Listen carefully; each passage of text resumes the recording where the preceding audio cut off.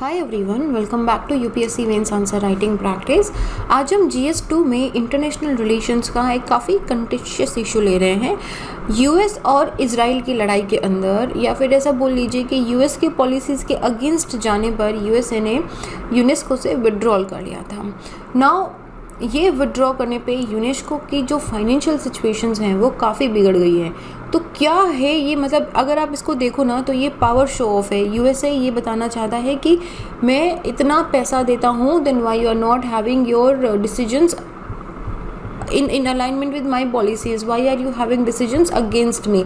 तो ये पूरा क्वेश्चन है कि किस तरीके से जो मेजर पावर्स हैं हमारे वर्ल्ड के अंदर, वो हमारे ये जो ग्लोबल इंस्टीट्यूशंस हैं इनके पूरे फ्रेमवर्क को चेंज कर रहे हैं, उनके पूरे डिसीजन मेकिंग को इन्फ्लुएंस कर रहे हैं।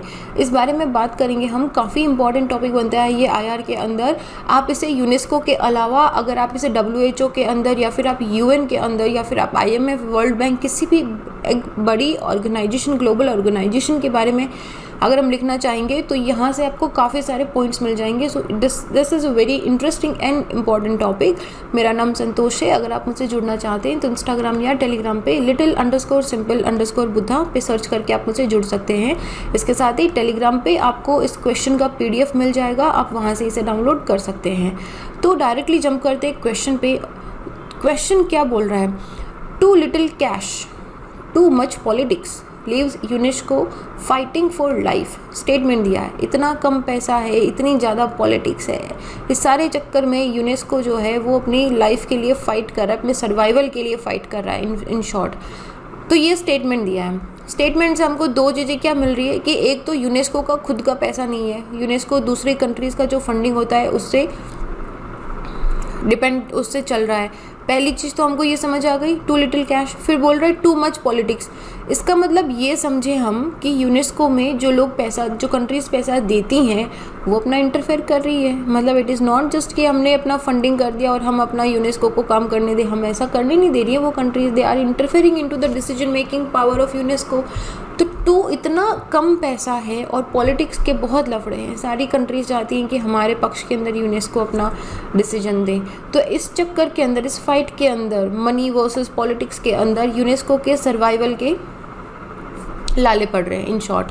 तो क्वेश्चन क्या बोल रहा है, डिस्कस करना है हमको द स्टेटमेंट। ये स्टेटमेंट को डिस्कस करनी है in the light of US withdrawal from and its acquisition of the cultural body as being anti Israel bias. देखो, इसीलिए IR के अंदर क्वेश्चन आया है क्योंकि वो बोल रहा है कि US वर्सेस भी नहीं बोल सकते हम इजराइल को, US प्लस इजराइल के जो हमारे रिलेशंस हैं उनके अगेंस्ट अगर यूनेस्को डिसीजन ले रहा है तो US ने विड्रॉल कर लिया है। यही डिस्कस करना है कि US ने विड्रॉल कर लिया है और इसने इस यूनेस्को, इस कल्चरल बॉडी को ये एक्विजिशन लगाया है, इस पे ये एक्विजिशन को हम क्या बोलते हैं कि इस पे ये वो लगाया है, लांछन लगाया है कि ये एंटी इजराइल बायस है। मतलब आप ये एंटी इजराइल जा रही है, इजराइल के विपक्ष में काम कर रही है, ये चीज़ उन्होंने बोली है। तो अब इसका हम, आपको डिमांड समझ आया क्वेश्चन का। सबसे पहले हमको ये बात करनी है कि टू लिटिल कैश क्यों है भाई। यूनेस्को के पास खुद के पास पैसे नहीं है, तो टू लिटिल कैश का सिचुएशन कैसे? तो हम बोलेंगे फाइनेंशियली डिपेंडेंट है। फिर बोलेंगे टू मच पॉलिटिक्स कैसे? इसका मतलब है कि जो ज़्यादा पैसे दे रहा है वो ज़्यादा पावर यहाँ पे इन्फ्लुएंस कर रहा है, तो हम टू मच पॉलिटिक्स की बात करेंगे। ये एक पॉइंट हो गया। दूसरा, हमको क्या बताना है कि US ने विड्रॉल कर लिया है, तो हम बताएंगे US ने क्यों विड्रॉल कर लिया है। अभी देखो, मेजर कंट्री है, पावर, सुपर पावर है, ऐसा तो नहीं बोलेगा कि तुमने एंटी इजराइल का ये बायस कर रहे हो इसलिए मैं निकल जाऊंगा। जाहिर सी बात है वो 2-3 इश्यूज देगा कि तुमने ये भी करा, तुमने वो भी करा, मैं तुमको फंडिंग नहीं दूंगा, मैं निकल जाऊंगा, अपना इन्फ्लुएंस करने की कोशिश करेगा। तो हमको वो पॉइंट डिस्कस करने हैं।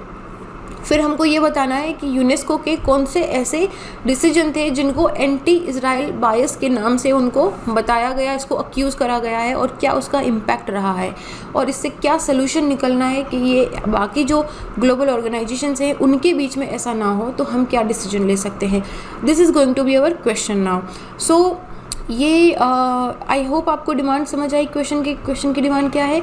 Okay, let's just discuss with the content. तो यूएसए ने यूनेस्को से विड्रॉल कर लिया है और ये बोला है, इट साइटेड कि ये यूनेस्को जो है ये बायस्ड बॉडी है, ये बायसनेस कर रही है, ये एक कंट्री का एक हमारे विपक्ष में किसी के पक्ष में जा रही है। तो UNESCO being a cultural body, UNESCO being a very neutral body, a heritage body, इस पे ये एलिगेशंस लगाए गए हैं कि ये बायसनेस कर रही है। तो इस बायसनेस का बहाना लेके, इस रीज़न को साइड करके यूएसए ने विड्रॉल कर लिया है। अभी प्रॉब्लम क्या है कि यूएसए जो है वो यूनेस्को का लार्जेस्ट फंड कंट्रीब्यूटर है। सबसे ज़्यादा यूनेस्को को फंड यूएसए से मिलता है। और जब यूएसए ने 2011 से यूनेस्को को अपने ड्यूज़, अपनी पेमेंट, अपना बजट देना बंद कर दिया था, तब से इस ऑर्गेनाइजेशन के अंदर फाइनेंशियल कंडीशंस में एक बहुत बड़ा वॉइड आ गया है। तो देखो, यूनेस्को जब किसी को वर्ल्ड हेरिटेज साइट के लिए डेजिग्नेट करती है तो वो उसको फंडिंग देते हैं, उसको टेक्निकल नॉलेज भी देते हैं, और टेक्निकल सपोर्ट देते हैं, नॉलेज सपोर्ट देते हैं, बहुत सारे उसमें फिर आगे चलते हैं। तो यूनेस्को इज़ अ बॉडी जिसको पैसे चाहिए ताकि हमारी जो tangible intangible cultural heritage sites हैं उन सबको मेंटेन करा जा सके। तो ऐसे में पैसे तो चाहिए यूनेस्को को, और UNESCO being such kind of body, इसका खुद का कोई अर्निंग सिस्टम नहीं है, तो it is completely dependent on the funding from the other countries. तो ऐसे में 2011 में यूएसए ने यूनेस्को को फंड देना बंद कर दिया था। रीज़न क्या था? यूनेस्को ने पैलेस्तीन को एज ए स्टेट रिकॉग्नाइज कर दिया था। यही तो पंगा है इजराइल और पैलेस्तीन का, वेस्ट बैंक का। यूएसए बोल रहा है कि हम पैलेस्तीन को अलग स्टेट नहीं देंगे क्योंकि वो इजराइल के पक्ष में है। इजराइल एंड यूएसए के रिलेशनशिप में पैलेस्तीन को अलग स्टेट नहीं दिया जा रहा, लेकिन यूनेस्को ने अपने किसी डिसीजन के अंदर ये बोल दिया कि ये पैलेस्तीन हमारा एक अलग एज ए स्टेट, हम इसको मानेंगे एज ए स्टेट, हम एज ए डिफरेंट स्टेट, हम इसमें से जो भी हेरिटेज एंड कल्चरल साइट्स हैं उनको रिकॉग्नाइज करा जाएगा। 2011 में यूएसए को आ गया गुस्सा, उसने बोला कि तुम तो मेरे अगेंस्ट जा रहे हो, मैं तुमको पैसे ही नहीं दूंगा, आई विल नॉट पे माई बजट। और इवेंचुअली फाइनली 7 साल के बाद में यूएसए ने यूनेस्को को छोड़ दिया। इसके मेजर इम्प्लीकेशन है, मेजर इम्प्लीकेशन में सबसे बड़ा तो है फाइनेंशियल इम्प्लीकेशन, क्योंकि सबसे बड़ा बजट जो है वो यहीं से आता था। तो फैक्ट ये है कि यूएसए जो है वो सॉलिडेटरी, ये एक ऐसा पीस का एनवायरनमेंट क्रिएट करती है कंट्रीज़ के बीच में कि आप लड़ो मत, शांति से रहो। देखो, look at the heritage, look at our past culture. लेकिन यही एक ऐसी बॉडी भी बन रही है जिसको ये कंट्रीज़ मतलब अपने पैसे ना दे के उसके डिसीजन को इन्फ्लुएंस करने का कोशिश कर रही है। जैसे यूनेस्को का यूएसए डिसीजन इन्फ्लुएंस करने, अच्छा यूएसए को मैं ना यूनेस्को और अमेरिका बोलूँगी अभी, ठीक है, वो ज़्यादा मतलब ईजी टू अंडरस्टैंड रहेगा। तो पहले ये समझो कि यूनेस्को का क्या वर्किंग क्या है, क्यों ये इतना फाइनेंशियली डिपेंडेंट है। वर्ल्ड वॉर 2 के बाद 1945 के अंदर इसको इस्टेब्लिश करा गया था कि हम पीस लेके आएंगे, पीस फोस्टर करने के लिए, इसका एम ये था। तो it is the only UN organization जिसका एक बहुत ही क्लियर साइंस मैंडेट है। ये नोट कर लो, लिख लो कहीं पे, this is very important. It is the only United Nations का इकलौता ऐसा ऑर्गेनाइजेशन है जिसका एक क्लियर साइंस मैंडेट है, और ये एक बहुत ही ब्रॉड स्कोप जो एनवायरमेंटल इश्यूज़ पे भी काम करता है। डायरेक्टिंग प्रोजेक्ट ऑफ साइंटिफिक हो गया, चाहे कल्चरल हो गया, सोशल हो गया, या एजुकेशनल पर्सपेक्टिव से हो गए, इन सारे प्रोजेक्ट पे काम करता है। वो सोशो एनवायरमेंट अगर आप बोलो ना, तो उन सारे प्रोजेक्ट पे काम करता है। इकोनॉमी इसके अंदर नहीं है, ये चीज़ ध्यान रखना। तो ये काफ़ी सारी एक्टिविटीज़ के साथ डील करता है। जैसे इकोलॉजिकल साइंस के अंदर हमारा MVP प्रोग्राम चलता है, मैन एंड बायोस्फीयर, ये बायोस्फीयर रिजर्व्स को रिकॉग्नाइज करता है, world network of biosphere reserves. Water security के अंदर international hydrological programme and world water assessment programme है इसका। अर्थ साइंस के प्रोजेक्ट के अंदर इसके international geoparks and geoscience programmes हैं, डिजास्टर रिस्क रिडक्शन है। तो ये सारे इसके काफ़ी सारे अराउंड द ग्लोब प्रोजेक्ट चलते हैं, और UNESCO is actually very successful body अगर आप वर्क वाइज इसको देखे जाए तो। लेकिन यूनेस्को में क्या है कि इसका जितना भी फंडिंग आता है वो इसके मेंबर का मैंडेटरी कंट्रीब्यूशन है। नोट डाउन कर लो, इसको मैंडेटरी कंट्रीब्यूशन है, वॉलंटरी नहीं है। जैसे इंडिया यूनेस्को का मेंबर है तो इंडिया के पास ये मैंडेटरी है कि वो एक पोर्शन यूनेस्को के बजट के अंदर कंट्रीब्यूट करेगा, ठीक है। तो एक तो ये हो गया कि आप एनुअली इसके जो रेगुलर बजट है उसके अंदर हम कंट्रीब्यूट करते हैं। दूसरा, इसमें वॉलंटरी कंट्रीब्यूशन भी होता है कि मान लो किसी सरकार को ज़्यादा पैसे देने हैं, किसी एनजीओ को यूनेस्को में पैसे देने हैं, तो ये मैंडेटरी एंड वॉलंटरी दोनों कंट्रीब्यूशंस पे चलता है। 60% तक का यूनेस्को का जो बजट है वो नेशनल कंट्रीब्यूशन से आता है। मतलब आप मेंबर हो, मैंडेटरली आपको ऐसे मान लो कि एनुअल फीस आपको अपना बजट देना है, तो 60% बजट यूनेस्को का आ गया नेशनल कंट्रीब्यूशन से। बाकी जो 40% बजट है वो आता है हमारा वॉलंटरी बजट से। तो जो 60% मैंडेटरी बजट है उसमें से 1/5 बजट सिर्फ अमेरिका की तरफ से आता है। तो that is a huge chunk.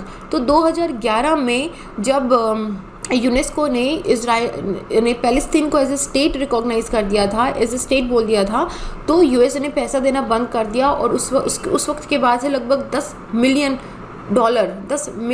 का इसको नुकसान हुआ है। Israel owns the organization $10 million. तो इजराइल और इसका पैलेस्टीन का एक बार मैप देखोगे ना तो चीज़ें क्लियर हो जाएगी, और ये मैप प्रीलिम्स के लिए भी काफ़ी इंपॉर्टेंट है। देखो ये जो सॉइलिश कलर का दिख रहा है ये पूरा इजराइल है। इजराइल की कैपिटल है तल अवीव। क्या हुआ कि बाद में इन्होंने बोला कि यूएसए ने तो जेरूसलम को भी इजराइल का कैपिटल रिकॉग्नाइज कर दिया था। जेरूसलम आता है वेस्ट बैंक में। वेस्ट बैंक में मेजॉरिटी ऑफ जो एरिया है वो पैलेस्तीन के अंडर है, पैलेस्तीन के कंट्रोल में है।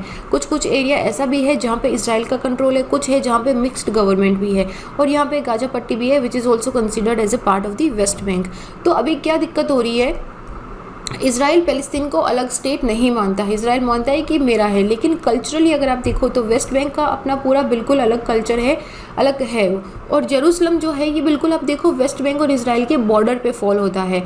तो वेस्ट बैंक भी जेरूसलम को क्लेम करता है, इजराइल भी जेरूसलम को क्लेम करता है। इसी क्लेमिंग फाइट के अंदर यूएसए ने जेरूसलम को इजराइल का कैपिटल बोल दिया था।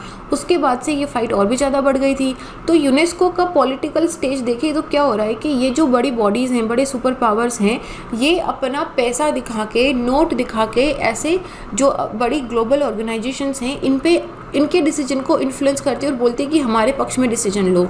एंड यूएसए ने ये पहली बार नहीं है कि यूनेस्को के लिए ऐसा करा है, यूनेस्को से विड्रॉल कर लिया है।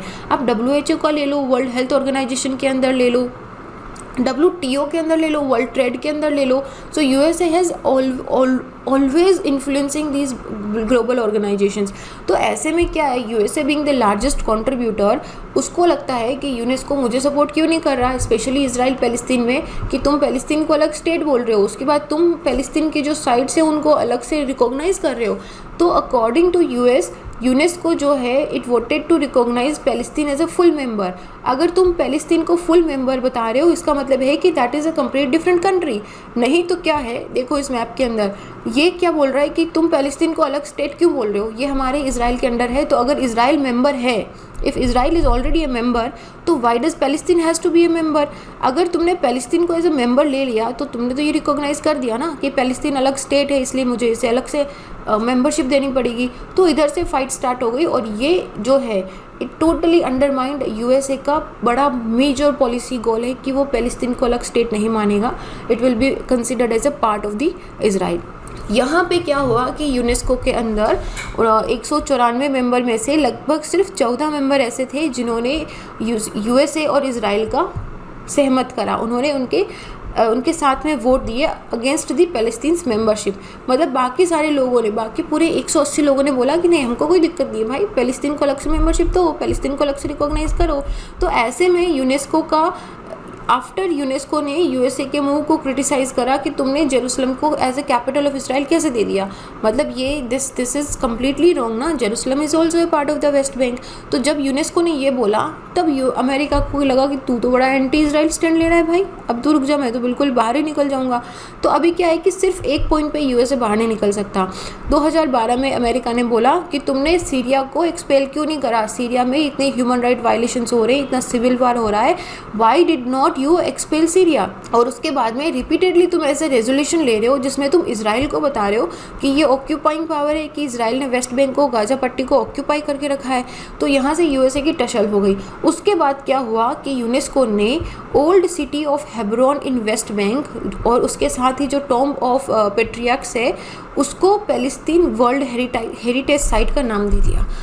यूएसए के हिसाब से अगर तुमको इसको वर्ल्ड हेरिटेज साइट बनाना ही है तो तुम इसको इजराइल वर्ल्ड हेरिटेज साइट बनाओ, पैलेस्टीन वर्ल्ड हेरिटेज साइट क्यों बनाया। अभी यूएसए को लगा, अमेरिका को लगा कि ये तो बिल्कुल ही बात अलग ही चली गई है, अभी तो मैं बिल्कुल क्विट कर दूंगा, और उधर से यूएसए ने छोड़ दिया। और इसी तरीके से this is just one thing, ठीक है, कि यूएसए के पॉलिसीज़ के अगेंस्ट में अगर ये ग्लोबल ऑर्गेनाइजेशंस जाती हैं तो वो हमेशा इसी तरीके से बिहेव होता है उनका। तो ये फर्स्ट नहीं है, आप यूनाइटेड नेशंस में ले लो, WTO में ले लो, हर जगह पे USA is trying to influence the decisions of these major global organisations. तो यूनेस्को को छोड़ दिया तो जाहिर सी बात है कि तुम्हारी फंडिंग बंद हो गई है। फंडिंग बंद होने के बाद में यूएसए का एक मेजर यहाँ पे ये भी था कि मैं बाकी ऑर्गेनाइजेशंस को ये वार्निंग दे रहा हूँ कि अगर तुमने एंटी यूएस स्टैंड लिया तो मैं उधर भी यही करूँगा, फंडिंग बंद कर दूंगा, अपनी मेंबरशिप विड्रॉल कर लूँगा। तो it is more like a threat, it is more like a warning कि देख लो यूनेस्को की हालत कैसे फाइनेंशियली डगमगा रही है, अगर तुमको अपनी हालत ऐसे नहीं करनी है तो एंटी यूएस स्टैंड मत लेना। तो ये जो पॉलिटिकल स्लग फेस्ट है, it has not achieved any result, instead की मतलब कुछ मिला नहीं है इससे। बस यूनेस्को की जो रोल्स एंड ड्यूटीज़ हैं, जो ये इतना इंपॉर्टेंट काम करता है to save our culture, to protect our environment, ये इन सारी चीज़ों के अंदर मतलब यूनेस्को का काम दब गया है। तो ये जो लेक ऑफ फंडिंग है, इसकी वजह से यूनेस्को का वर्किंग स्ट्रक्चर पूरा का पूरा पैरालाइज हो रहा है। तो ये है city of Hebron and tomb of patriarchs, जिनको अभी पैलेस्टीन वर्ल्ड हेरिटेज साइट के नाम से बनाया गया है। तो अभी क्या आगे निकालें, तो देखो पहली तो है, चाहे वो यूएसए हो, चाइना हो, रशिया हो, सारी जितनी भी मेजर बॉडीज़ हैं, they always use that power, उनका इन्फ्लुएंस, उनके पैसे वो यूज़ करते हैं ताकि ये जो ग्लोबल ऑर्गेनाइजेशंस हैं इनको ये इन्फ्लुएंस कर सके। तो सबसे पहले तो they have to be the power and influence of these major bodies have to be cut in order, ताकि ये जो वर्ल्ड बॉडीज़ हैं इनको फ्री ऑफ पार्शलिटी करा जा सके कि उनके डिसीजन इस किसी भी हिसाब से इन्फ्लुएंस ना हो, जो सही डिसीजन है, इम्पार्शियल डिसीजन हो, वो लिया जाए। तो ऐसे में क्या करना होगा कि हर कंट्री को इक्वल वोटिंग राइट मिले, जो कंट्री की मेंबरशिप पे हो, कि अगर 194 कंट्रीज़ है तो 194 कंट्रीज़ को, पूरी कंट्रीज़ को सिमिलर राइट मिलना चाहिए कि आप सबका बराबर से है इसमें, ना कि जो मुझे ज़्यादा पैसे दे रहा है उसका ज़्यादा से होगा। अगर आप मॉनेटरी कंट्रीब्यूशन को वोटिंग राइट से रिलेट करोगे, जैसे IMF के अंदर भी है, तो फिर क्या होगा कि जो कंट्री ज़्यादा पैसा देगी, जाहिर सी बात है वो उसके डिसीजन को इन्फ्लुएंस करेगी। और बाकी में USA it's been using its muscle power, तो बाकी बॉडीज़ को भी कर रहा है, और ये ताकि डिसीजंस उसके फेवर में आ जाए, that needs to be prevented. बाकी जितनी भी कंट्रीज़ हैं, they have to stand against the USA also, कि that is not the only country in the world जो इस तरीके से इन्फ्लुएंस करके अपने डिसीजन के अंदर अपने हिसाब से फैसले करवा लेगी। तो कंक्लूजन में हम ये बोल सकते हैं कि वर्ल्ड ऑर्गेनाइजेशन जैसे यूनेस्को हो गई, UN हो गई, WTO हो गया, IMF हो गया, मतलब आप 2-4 बॉडीज़ यहाँ पे यूनेस्को की जगह और भी बॉडीज़ का नाम ले सकते हो, कि उनमें अभी ये दिस इज़ पीक टाइम कि ये जो टूथलेस टाइगर बन रही है ना, कि इनमें ड्रास्टिक चेंजेस लाने की ज़रूरत है, and that is the need of the time. क्योंकि अगर अभी नहीं कराना तो कोई भी कंट्री अपने रूल के हिसाब से अबाइड नहीं रहेगी, और वहाँ पे एक wide spread chaos and instability हो जाएगा अक्रॉस द ग्लोब। अब कोई भी ग्लोबल ऑर्गेनाइजेशन देख लो, if they don't have the power to control this international influence और दिस इंटरनेशनल केओस और अनस्टेबिलिटी, तो उसका लॉन्ग टर्म रिपरकशंस होता है। तो यहाँ पे ऐसी ग्लोबल ऑर्गेनाइजेशंस को जिस एम के लिए बनाया गया है, उसके लिए they have to stand by that. So this was very simple and interesting question कि यूनेस्को के क्या चैलेंजेस हैं, यूएसए का क्या लड़ाई है उससे, क्यों वो एंटी इजराइल बोल रहा है यूनेस्को को, क्या वाकई यूनेस्को एंटी इजराइल है, that is on us to decide, और maybe that is on everybody to decide. तो this was the question. And again हाँ देखो, प्रीलिम्स आने वाला है, हम लोग कल के या हम लोग 1-2 दिन में विल जस्ट डिस्कस कि हम लोग प्रीलिम्स को कैसे टैकल करते हैं।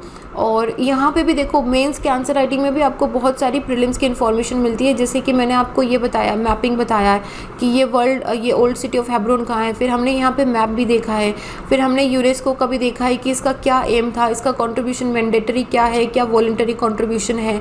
तो ये सारी चीज़ें ना प्रीलिम्स में पूछते हैं। आजकल आप देखो प्रीलिम्स का पेपर और बहुत फैक्चुअल इन्फॉर्मेशन के साथ ही सब्जेक्टिव हो गया है, कि they want you to have the complete information. ऐसा नहीं है कि रट के जाके हम प्रीलिम्स क्लियर कर लेंगे, that is not going to happen any more. तो आप मेंस में भी देखो ना, तो always be a very active eye, active ear कि अच्छा ये वाली इन्फॉर्मेशन मुझे प्रीलिम्स में काम आएगी। And don't skip watching these videos. अगर आप प्रीलिम्स की तैयारी भी कर रहे हो तो ये 15 मिनट लेगा, लेकिन ये मतलब जिस तरीके से क्वेश्चंस आ रहे हैं ना, आपको उनको सॉल्व करने में काफ़ी हेल्प मिल सकती है। And also keep writing answers.